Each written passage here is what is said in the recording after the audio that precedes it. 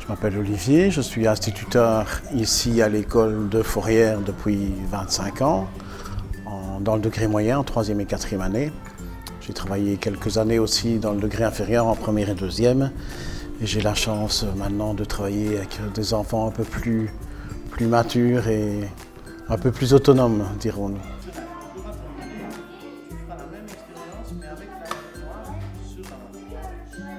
Une classe de 3 et 4e, c'est ça? On peut en parler un peu plus? Oui, donc c'est une classe de 3 et 4e, ils sont 25. J'ai 14 élèves en 4e année, 11 élèves en 3e. Un groupe assez bruyant, assez bavard, mais un groupe fort intéressé et très intéressant au niveau pédagogique aussi. Justement, au niveau pédagogique, vous êtes donc intéressé au Lego. Comment vous en êtes arrivé à vous intéresser à ces produits-là pour la classe? En fait, c'est mon épouse qui, au départ, avait repéré une formation Lego sur Internet, je pense via Twitter. Et elle m'a suggéré l'idée de l'accompagner à la formation. Comme je suis fort intéressé par tout ce qui peut apporter à plus au niveau scolaire, au niveau classe, je m'étais dit que c'était une bonne idée, donc je l'ai accompagné pour cette formation. Et pour s'avancer dans ce type de pédagogie, notamment l'apprentissage par le jeu, votre direction vous a supporté dans cette décision? Je pense que la direction doit être derrière l'enseignant, quelles que soient les activités qu'il va gérer en classe au quotidien. Maintenant, moi j'ai une direction assez ouverte, donc ça n'a posé aucun problème de me déplacer pour aller suivre cette formation.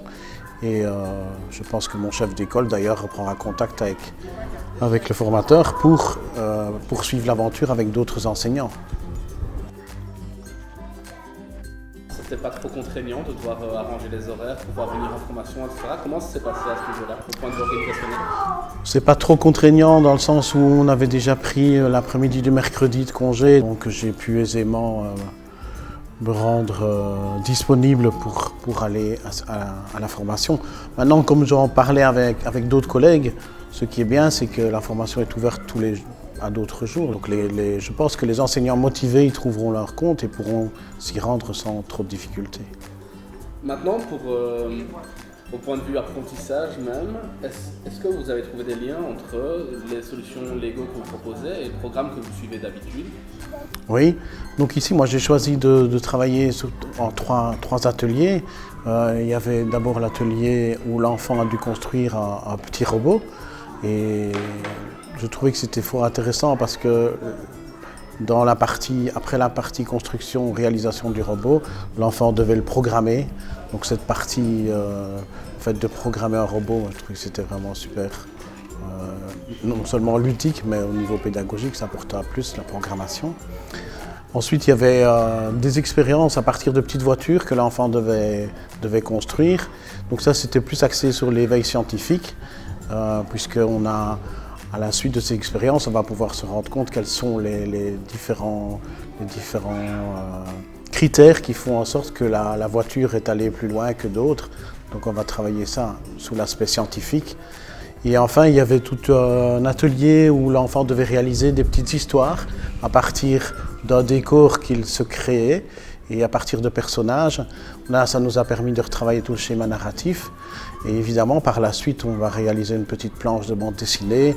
On va retravailler tout ce qui touche au français, toutes les compétences de français, orthographe, grammaire, conjugaison.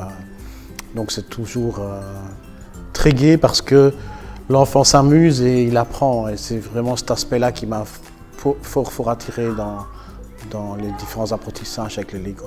L'aspect amusement, justement, il n'a pas tendance à essayer de prendre le dessus sur l'aspect pédagogique avec les Lego? Je ne pense pas, parce que de lui-même, l'enfant fait des liens avec ce qu'il vit, avec ce qu'il expérimente. Bon, quand je vois les élèves qui testent la voiture et qui se rendent compte qu'en mettant des plus grands trous, elle va plus loin, en mettant un poids, elle va toujours plus loin, et qu'après, ils essayent d'en construire une. Évidemment, ils s'amusent, mais ils apprennent, et c'est ça qui est le plus chouette, quoi. Est-ce que vous avez l'intention de mener d'autres projets avec des Lego? Est-ce que vous êtes tenté d'en développer d'autres? Oui, évidemment, oui. Je suis fort tenté d'en développer d'autres. J'ai commencé par ces trois-là parce que c'est les trois ateliers avec lesquels je me sentais le plus à l'aise.